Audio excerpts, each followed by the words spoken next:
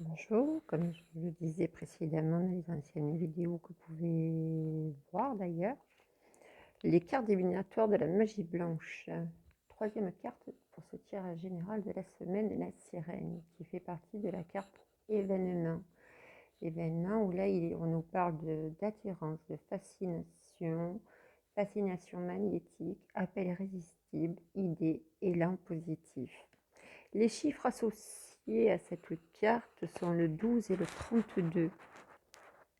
Dans la description, comme on peut le voir, il s'agit là d'une sirène, une femme souriante au corps de poisson.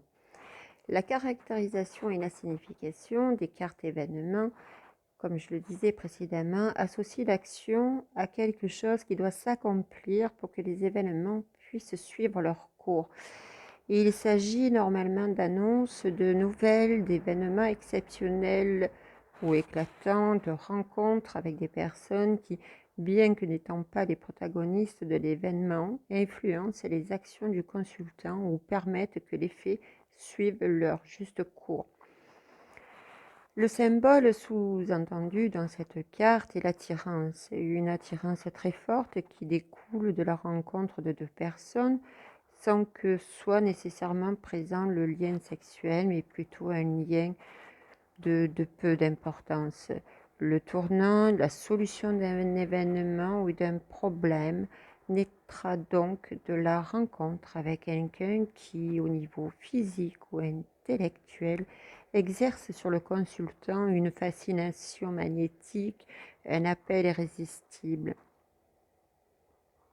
Si l'union prend forme davantage sur le plan intellectuel, elle favorisera la naissance de nouvelles idées et de nouveaux élans positifs pour une activité qui, depuis longtemps, stagne.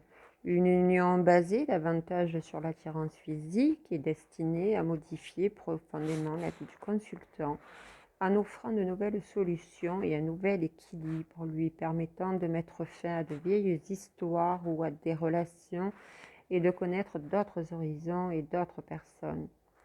L'attirance, cependant, n'aboutira pas forcément à une nouvelle relation. Elle pourra rester confinée dans la sphère des désirs, mais laissera de toute manière des traces.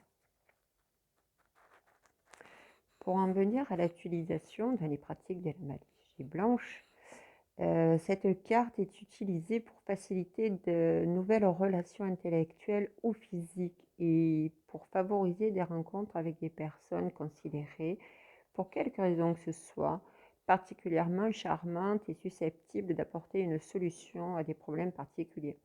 Alors, afin de pouvoir accomplir le charme, il faut avoir deux cartes personnages, l'une représentant le consultant ou soi-même, si la magie est adressée à soi-même, l'autre permettant d'identifier la personne qui est l'objet de nos attentes, si elle existe. Dans le cas contraire, elle sera remplacée par la carte de la sirène. Donc, vous l'aurez compris, vous pouvez vous inspirer de cette carte, vous pouvez très bien le dessiner ou encore une fois, prendre une carte de vos oracles, les tarots ou toute autre image qui a un sens et qui a de la résonance pour vous. L'invocation. Je te nomme et je t'invoque, ô ma douce sirène. Accueille-moi en qualité de compagnon dans cette situation.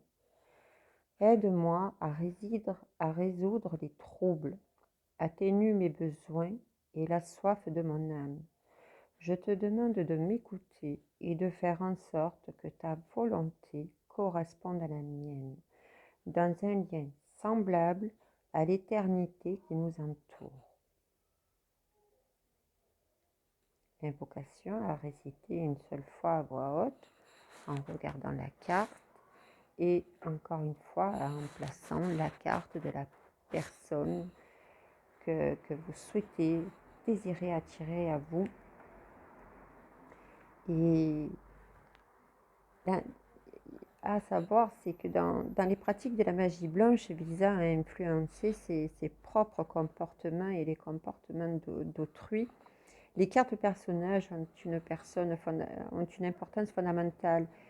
Elles représentent la personne qui opère le charme ou une figure à qui est destiné le rite.